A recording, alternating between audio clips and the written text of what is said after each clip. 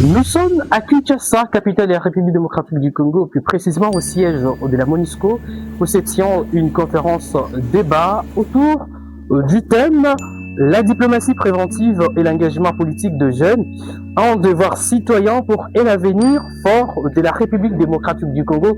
Votre agence de communication, Afropeace Communication, est là pour vous faire vivre cet événement. Cet important rendez-vous est organisé par le panel des experts de la résolution 2250 en collaboration avec les réseaux de jeunes communicateurs de la République démocratique du Congo. Plusieurs personnalités sont déjà présentes dans la salle témoignant de l'intérêt majeur accordé à cette thématique cruciale pour l'avenir de la République démocratique du Congo.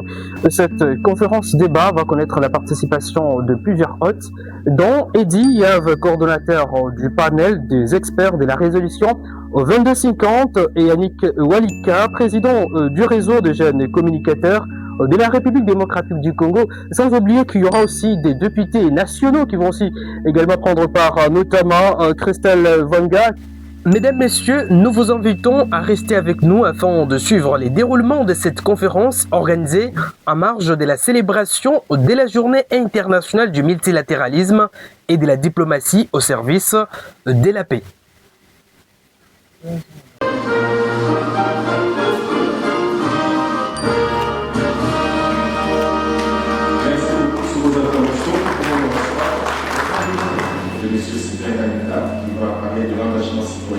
Les jeunes et responsabilités politiques dans un contexte démocratique. Et nous aurons une autre intervention qui sera celle de M. Grace Eboul, qui lui parlera de la mobilisation des mouvements citoyens pour renforcer la participation politique des jeunes. Notre gratitude à chacun de vous pour votre présence. Témoignage de votre engagement en faveur de la paix, de la longue et de l'avenir de notre cher pays. Au réseau des jeunes communicateurs de la République, notre mission est claire: former, mobiliser et accompagner une jeunesse consciente, responsable et influente, capable d'utiliser la communication comme un outil stratégique de transformation sociale, politique et diplomatique. Nous croyons fermement que la communication n'est pas seulement un moyen d'expression, mais un levier de paix, de prévention des conflits et de consolidation de la production nationale. Mesdames et messieurs, la résolution 2250 du Conseil de sécurité des Nations Unies nous rappelle avec force que les jeunes ne doivent plus être considérés comme des simples bénéficiaires des politiques publiques, mais comme des acteurs convenables de la paix et de la sécurité. J'ai eu une rencontre avec les jeunes, j'en sors toujours égaillardi, avec beaucoup de notions en plus, et je pense que ce sera le cas pour aujourd'hui. Alors, il m'a été demandé de parler de la gouvernance et du multipartisme diplomatique au niveau de la jeunesse, au sein de l'Assemblée nationale, etc. J'ai l'impression que mon mot de la semaine, c'était la gouvernance, parce que j'ai eu 2 jours de formation avec les conseillères communales et les conseillers communaux sur la question de la gouvernance. Alors, ça me poursuit pour cette semaine. Alors, allons-y, à qui nous léguer par nos ancêtres, nos enfants nous demanderont, mais qu'est-ce que vous avez fait avec votre génération? Pourquoi le Congo a été charcuté, a été balkanisé sous votre génération? Donc c'est un devoir générationnel d'agir, de travailler ensemble, surtout de se soutenir au-delà de nos tendances politiques. D'ailleurs, c'est ça la démocratie, c'est ça la différence. Nous sommes ensemble, mais nous sommes différents. Il y a des questions sur la table qui ne nécessitent même pas des appartenances politiques, je ne sais pas moi, régionales, tribales, non. Il y a des questions où nous devons mettre l'eau dessus. On va donc apposer la parole à un deuxième intervenant. Il s'agit de l'honorable Romain André-Boussa, qui est député de la circonscription électorale de Boujala.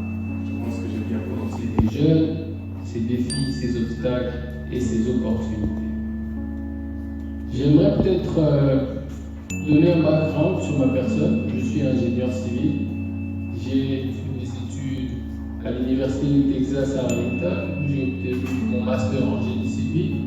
Ensuite, je suis revenu en RDC pour m'engager dans la politique, après avoir travaillé quelques années aux États-Unis, à peu près 5 en tant qu'ingénieur. Et donc je suis revenu parce que je voulais m'engager dans la politique. Mais cet engagement politique, il faut le dire, il y a des obstacles, comme le sous-thème l'indique. Et parmi les obstacles, l'un des obstacles majeurs, si je peux dire, c'est la méconnaissance des règles du jeu. Il y a des règles pour participer à la politique. On a entendu parler ici des partis politiques. Ici en RDC, si vous voulez, nous sommes dans un système où il faut connaître, comme j'ai dit, les règles du jeu. Et ces règles demandent à ce qu'on puisse adhérer à des partis politiques, comme d'ailleurs Mme Christelle l'a dit. Et à partir de ce moment-là, quand votre regroupement, votre parti politique obtient un certain quota, vos compétences maintenant peuvent être mises à l'avant. Et au sein du parti, du regroupement, comme M. Yav l'a dit, on peut considérer votre profil. Sinon, vous serez à l'extérieur du jeu avec vos compétences, avec vos niveaux. On a demandé des quotas, des conseils spéciaux, des conseils principaux au niveau de la présidence. Alors, il y a une dame qui répondait aux critères et les médecins de profession et de formation. Alors, quand on a posé le problème auprès du secrétaire général, est-ce que tu peux nous trouver, identifier une personne qui répond au profil, on fera d'elle conseiller principal du président de la République. Alors, on a fait docteur. C'est une dame, docteur. Elle est venue, alors on lui annonce la nouvelle dit. En tout cas, quand vous posez des problèmes par rapport à nos choix sur le poste de conseiller principal du président de la République, nous allons penser à toi. Alors la dame s'est étonnée.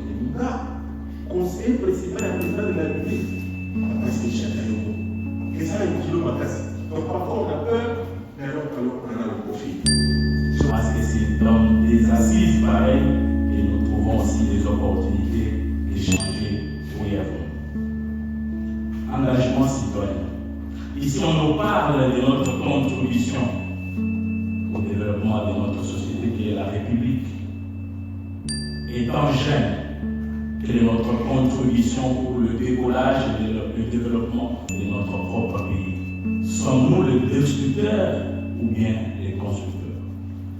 Jeunesse élitiste que nous sommes, marginalisés et déstabilisés pendant 18 ans, nous sommes maintenant devant un président de la République.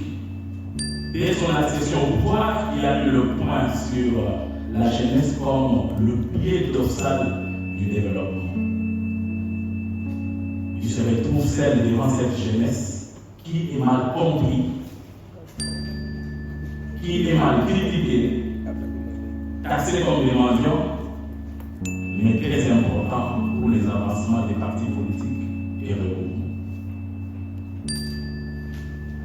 Lorsque nous parlons de la responsabilité politique, c'est un domaine réservé aux élus, qui, nous, la jeunesse, nous posons quand même les questions de savoir est-ce que nous nous retrouvons auprès d'eux ou bien notre importance est de porter des choses. Il va placer un petit mot et on va démarrer le vif du sujet. Docteur Belafonte, est-ce que vous suivez très bien?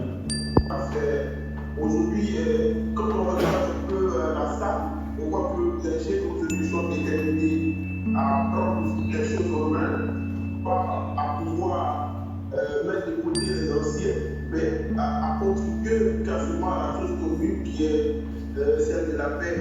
Je vous écoute, de temps en temps, je pourrais prendre la parole si on me la donne. Exprimer par les connaissances pour vraiment cet engagement qui se met chez nous au Congo, mais à la fois international. Merci bien respect.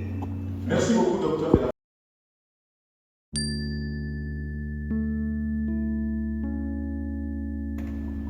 Alors, si on parle de la participation politique de jeunes, il faudrait d'abord définir cette participation.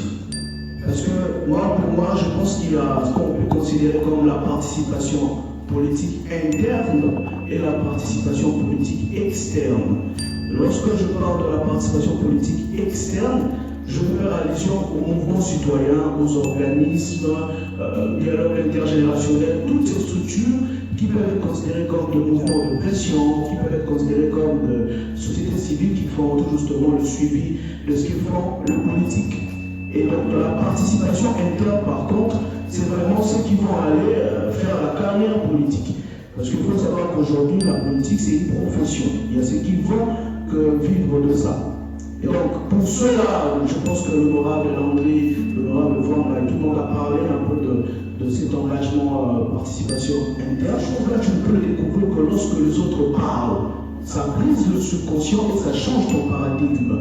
Donc, c'est important pour vos mouvements, pour les structures, de travailler sur le renforcement des capacités de jeunes. Maintenant, la deuxième partie, je dirais, c'est la responsabilité aussi de ceux qui dirigent. Là, je voudrais ici parler de la démocratie participative.